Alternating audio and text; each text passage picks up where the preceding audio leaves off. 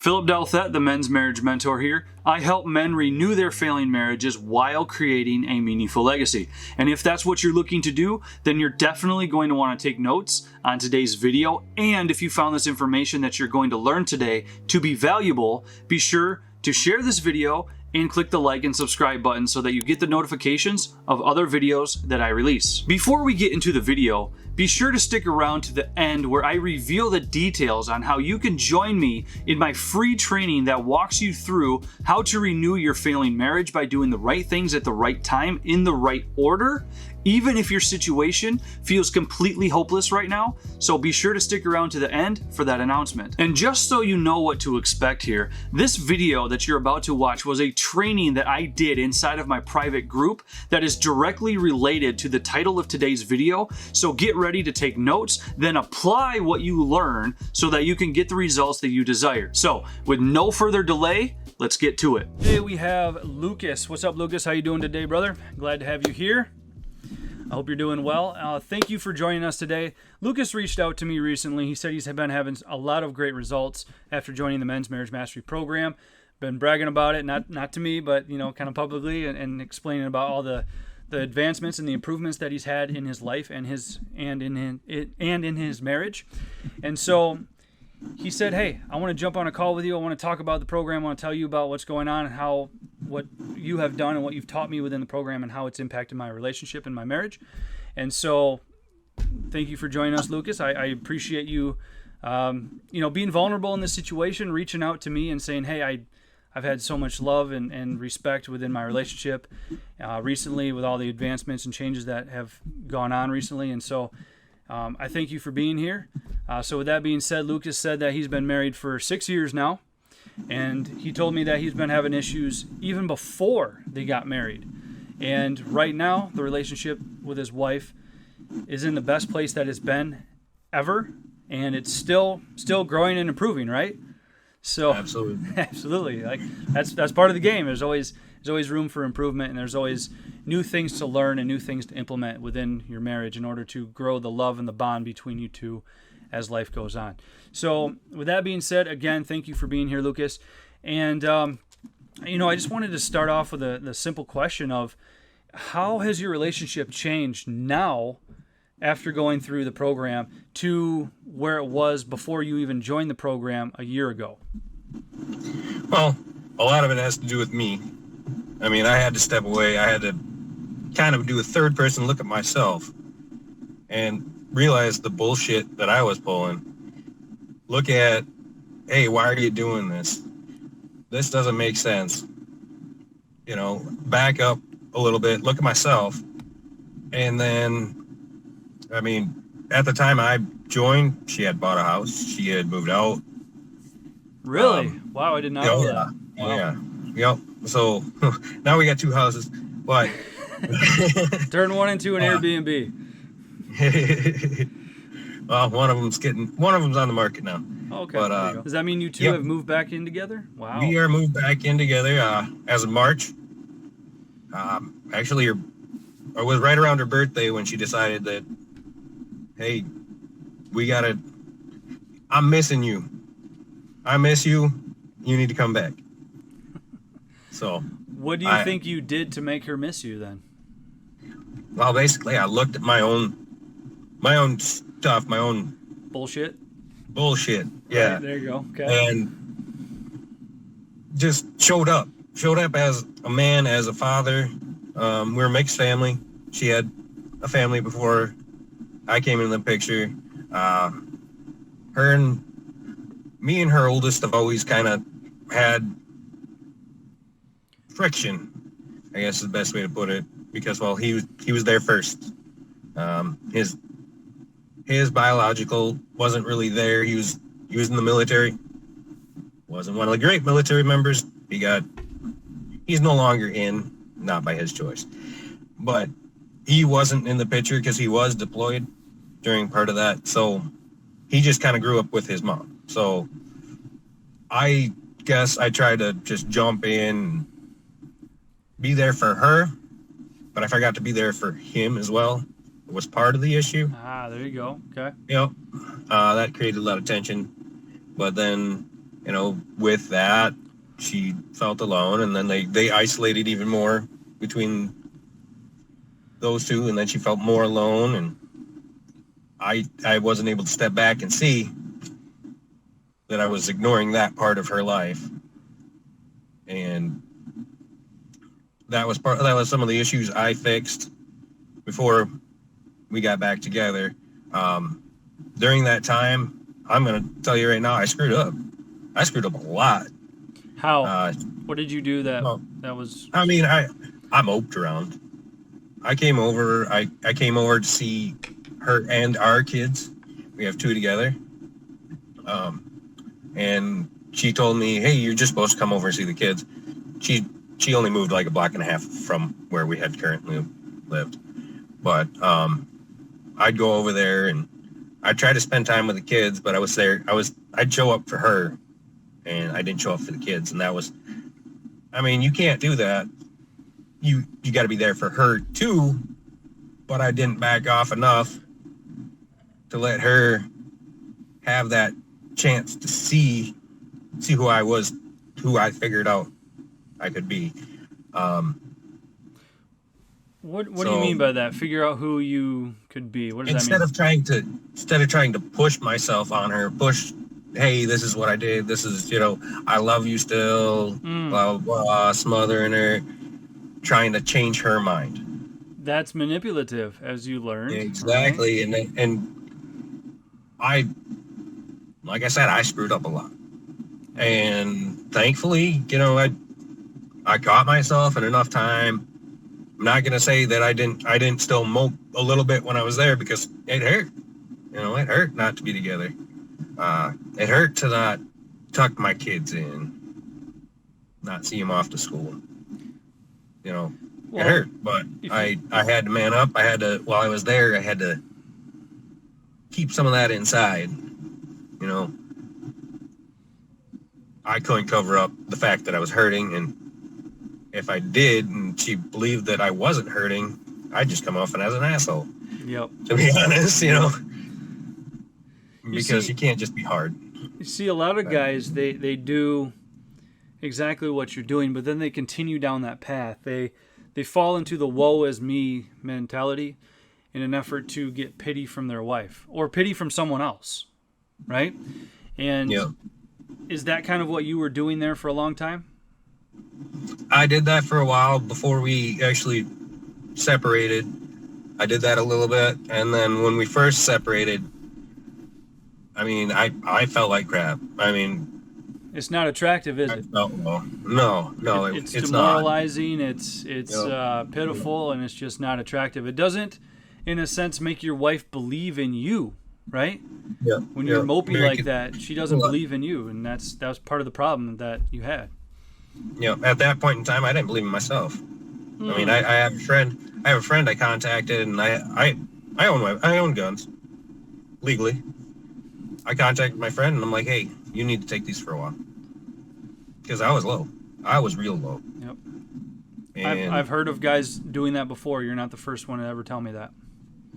I knew better than to keep them in the house, because in that split second, when I'm not thinking, when I'm just feeling awful, it could have been bad. That split second could have ruined lots of lives. Yeah. And I'm glad you had that realization before anything went wrong. So I honor you and thank you for making that decision. So tell me, like, when you joined the program, were you kind of at your lowest point, or did it go lower after joining the program and then things improved from there? Like tell me where you were at. I was kind of desperate, to be honest. I was desperate. I mean, after seeing some of your videos, it's like that slapped me in the head. I should have joined long ago. Before stuff got that bad. Yep. But a lot of guys have told me that too, and I that's part of why we're doing this today, is because so many men, they think that they can handle this on their own, or they can figure it out on their own, and they get worse and worse and worse, and the situation gets worse and worse. And I'm like, hey, listen, just set aside your ego, let's get started in the program. I can walk you through what to do, right? And so for you, that's kind of the inspiration where you come in to all of this, where, you know, I want you to encourage guys, say, look, I know you're going through a lot of BS in life, but stop trying to piece it all together. Stop trying to see how much pain you can endure before it just totally blows up, right? And it sounds like you were almost at the point where things could have blown up because, you know, no pun intended, but you got rid of your weapons for a short amount of time, right?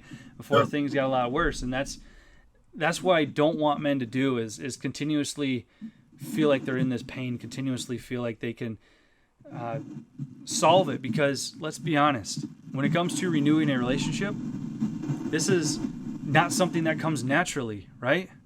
No. It feels almost counterproductive sometimes. Well, to actually take a step outside of yourself and look at yourself, look at your own bullshit, basically tell yourself, hey, I'm wrong. Men don't like being wrong. I hate being wrong. I mean, Me too. I won't make promises to people unless I know I can keep them. Boom. What is that called? Integrity. Bingo. Yep. You've got to have 100% integrity 100% of the time. If you say you're going to do something, follow through. Were you lacking that integrity when you were struggling with the marriage? No, but part of it was she wanted promises. She wanted promises. She wanted, well, basically growth. She wanted you to step forward. up. Yep. But I couldn't promise her that with what we were doing, what was going on. I couldn't make the promise because I didn't know if I could fulfill it. And I mean, now we're in a crazy spot. Huh? You didn't believe in yourself?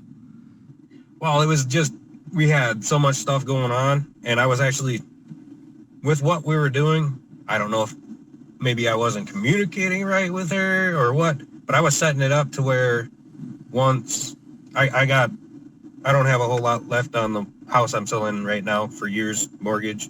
I was setting it up to once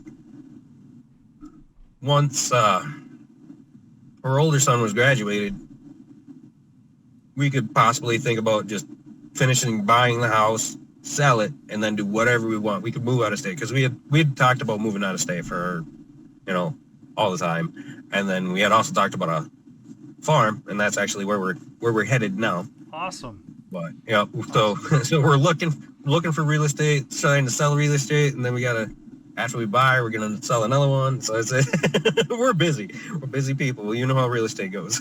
So let's fast forward a little bit, and well, let's rewind a little bit. Actually, you had told me before we jumped on the call here that you hadn't even finished the program. Like, you haven't gone through the whole thing. You've only gone through about a third of it or so, and about half of it or so, somewhere in there. And you've already had huge results, and you haven't even finished it. So that's amazing to me. Like, how much greater will your relationship be once you've implemented everything through the whole program? With that being said, now let's fast forward. And where are you in the process now of the renewal of your marriage? Like, what's going on now, and where do you see the future of your relationship going? Oh, I'm going to back up actually just a little bit and make a statement, because before I found your program, I was fumbling around online for 4 months. Before I found your program, I found all the quick helps. I got like some download, do-it-yourself stuff, and they have got good points, but they don't give you direction. I still have some of them on my phone. I can refer back to them. They do have good points, and now I know what to do with that information. But I knew I had to get advice. I needed a direction to go. So if you found Philip here, hey, he can help you out. He can give you the direction you need. Thank you. And if he can't, he knows people who can.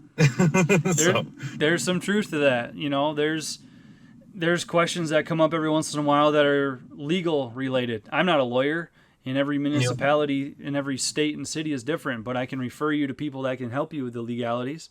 You're right. So if I don't have the answer, I know where to go to help you get those answers. So yeah, that's a good point. And I appreciate that. Thank you. That's part of being in the industry, having the network to tap into when and if I need to, right? And that's part of the value that, well, I bring to you if you need it, if and when you need it.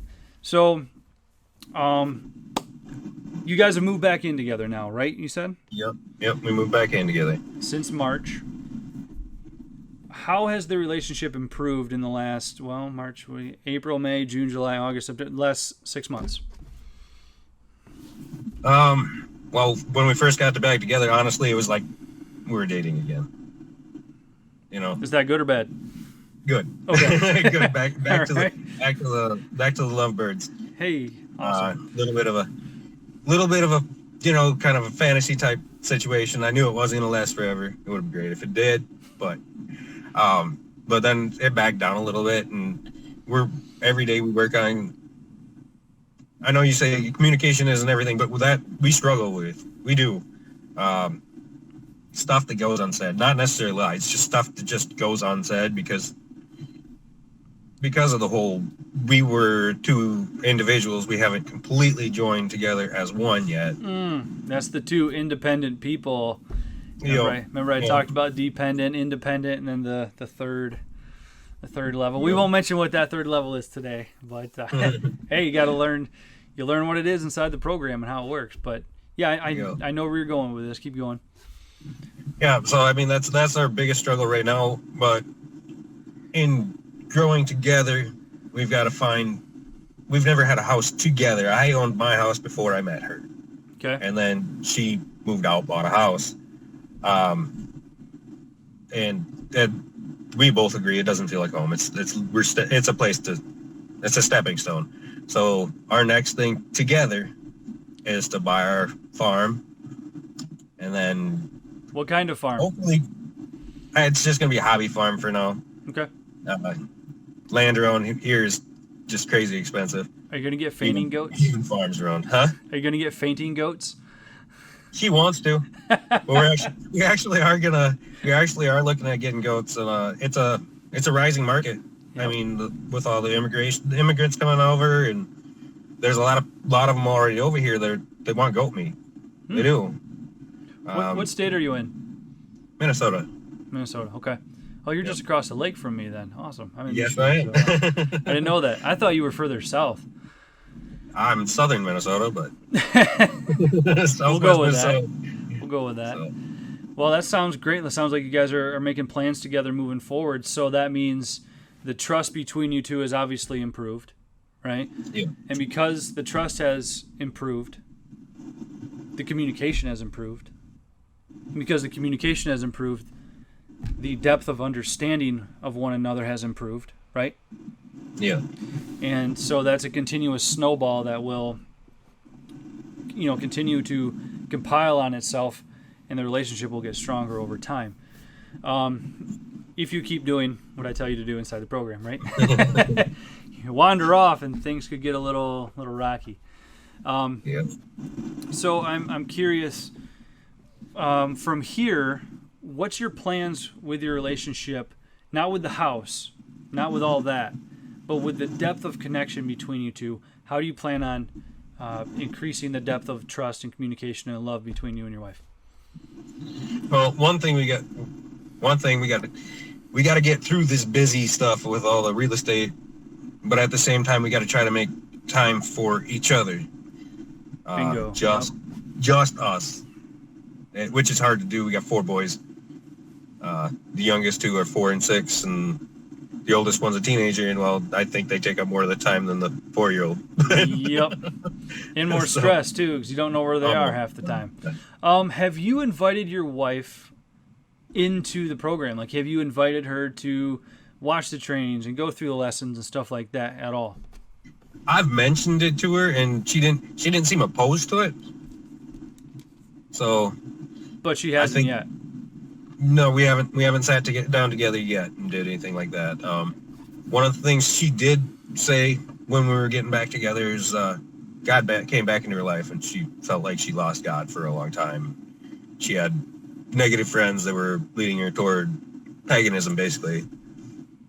So where it's okay to have, all that dumb stuff. Well said. Well said, yeah. So she kind of strayed away from her faith and from the relationship there, and obviously that caused a lot of strain there. Does she look at you as kind of a pillar of support as she's struggling through this? And if so, are you able to handle that kind of pressure and help her through those troubling times? Oh, every day she looks at me for support. Sometimes I can give it to her because I'm home. Other times it's like, honey, what can I do? I'm at work, And every day looks at me for support, for help. Do you also look to her for support and guidance and help and some clarity, things like that as well? Is it a two-way street? Oh, I've always asked her for her opinion on everything, and when she actually does give, now that we are back together, when she does give her advice, I always considered it, but now I try to word it better, because sometimes I think she felt like I just blew off what she was saying. Okay. So she didn't feel heard. She didn't feel understood long ago. Okay. So and I mean, still sometimes I don't think she feels 100% heard, and I work on that every day. So every day. Good for you. So there's something I want to clear up here real quick, and I don't know for sure if this is your situation, but were you the only one attempting to renew the relationship a year ago? At the point where I joined the program, yeah, she said she was done. Bingo. She filed. She served me papers. I think we got all the way through the child support process. She got the papers in the mail about the child support. And I think that was part of what triggered her, because she looked at how much child support would take and realized that, hey, I wouldn't have a house. I wouldn't have a place to bring the kids. I'd be flat on my butt. And I think that clicked in her mind, saying, hey, I still do care about this guy. And he's been coming around. He's been who I was looking for. Who I've been looking for. One of the conversations we had way back, is she's like, she said, I miss you. And I just didn't get it. I'm like, I'm right here. What are you talking about? But that wasn't what she was talking about. She was waiting for me to show up. You were falling short as the man that you should have been. But she believed in you. She trusted you that you could step up and be the man that you should have been all along, right? But at one point, she said she was done. She didn't want to hear any of it. She didn't want to hear me trying to get better. She didn't want to hear any of it. So what shifted? What changed? What flipped? Well, I started showing up. I started telling her, hey, I know I messed up here. I know I messed up here. I'm going to talk to your oldest son. I'm here for you as your husband. And she wanted to do the whole friends thing. I'm like, that will never work. Oh, the co-parenting, friends. Yeah. She wanted to just be friends and hang out. I'm just like, that's never going to work for me. And she's like, well, why not? And I'm like, because I can't see you as just a friend. Mm-hmm. You will always be my wife and my friend. My best friend, I was just going to ask you, do you feel like you married your best friend? That just crossed my mind. Some days you just want to kick him in the butt. But I'm sure she feels the same way about me. Yep.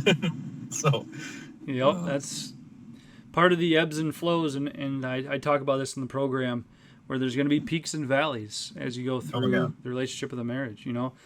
As you go through the whole relationship, there's going to be peaks where things are great, and there's going to be valleys where things are just terrible between you two. And having the tools and the mindset and the perspectives and the understandings and the ability and the willingness to know how to navigate when things are up and down in the marriage, that's what's going to keep the relationship together or completely destroy you. Yeah. Right?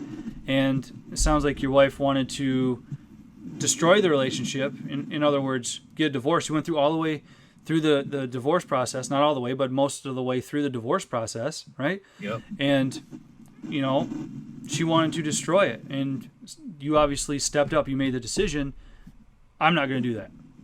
I'm not going to allow my relationship, my life, my marriage, my children, my family, my legacy to be destroyed and ripped apart. You set aside your ego. You stepped up, became the man that you know you should have been. And I'm sure you're still improving on that every day, as am I. I'm not perfect either. And look where it's brought you. You guys are living under one roof again. Congratulations. Yep. You guys are making plans for the future. Again, congratulations. I saw on Facebook last week you guys went to some event. I don't remember what it was. Together. Renaissance Festival. A Renaissance Festival. Yeah, Minnesota Renaissance Festival, yep. And that was, what, a couple days long? Right? We went 2 days. It actually lasts for like almost 2 months. We went again that's where I was yesterday. Okay. At the Renaissance Festival. So You guys are traveling together now. You guys are spending a lot of time together now. I mean, my hat's off to you.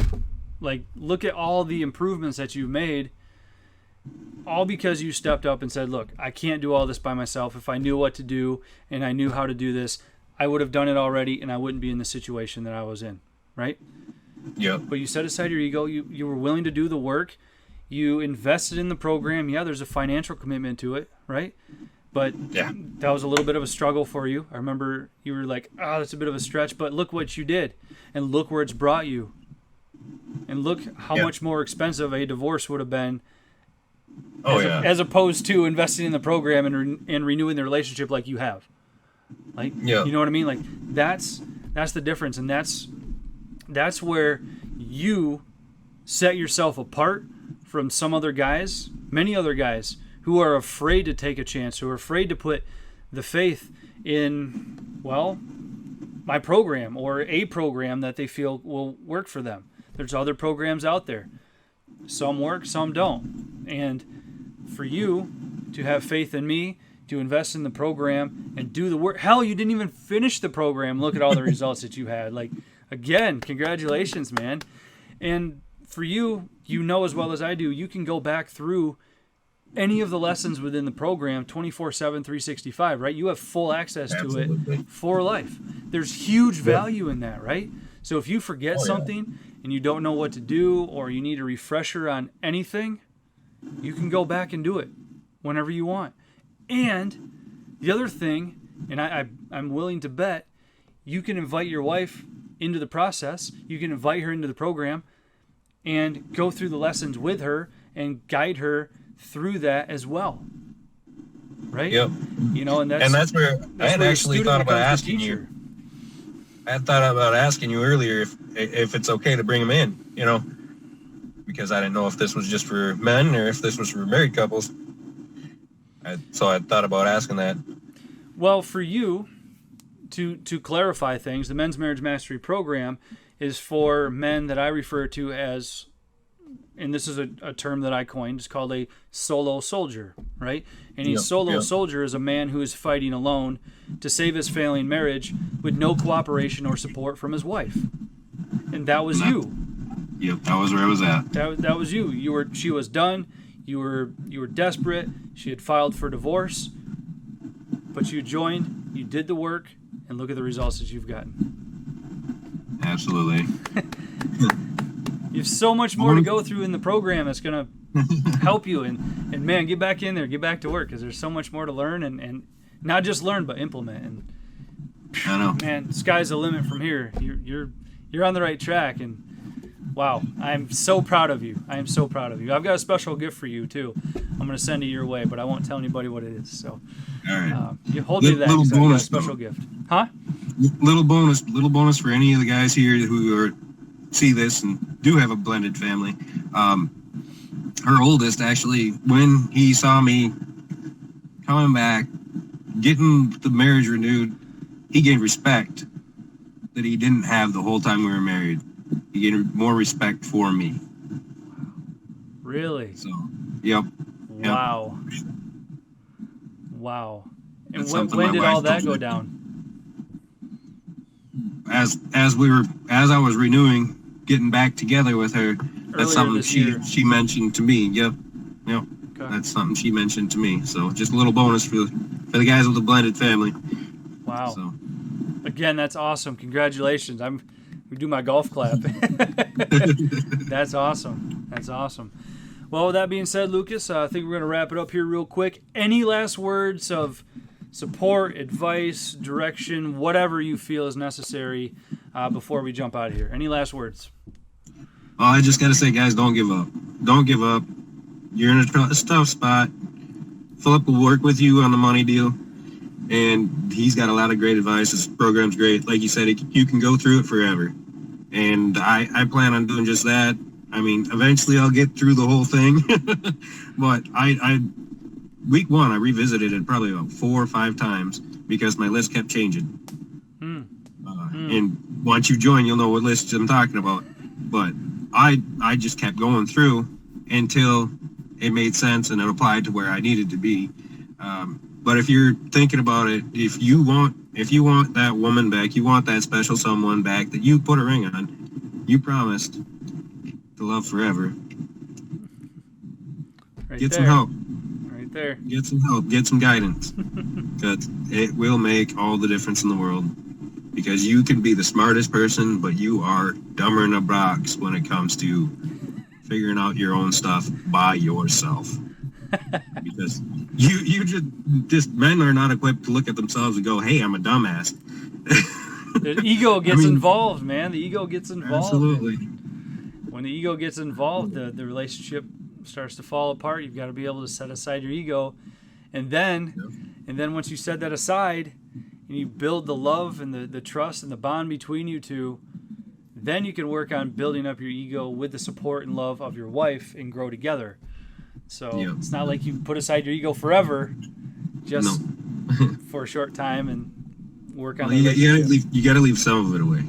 You got to be able to spot your own bullshit. 100%. I've been there. I've done that. It sucks sometimes, but man, it's hard work, but it's worth it. It's worth it. It may be hard on you, but it's way harder to live without your wife. Yep. I remember looking back and thinking, man, where would I be? What would my life be like if we got divorced? You know, all the scenarios played through my head, and I'm sure they did with you too, right? Yeah. You know, where would I live? What would I do? What would I drive? You know, all these scenarios play through your head all the time, and it's scary. Mm-hmm. And some men step up and say, they draw a line in the sand, or they plant a stake, or whatever term you want to use, right? And they say, well, the bullshit stops here, and from now on, I'm going to lead the charge. Or they just follow their wife down the path of divorce. And then they get scared and insecure, and they live the rest of their life with that pain. And that's the crossroads. You got to make the decision of what crossroad you're going to go down. And so, obviously, you made the choice of the one to lead the charge towards reconciliation. And so, with that being said, again, my hat's off to you, good sir. And thank you for all your advice, help. You're very welcome.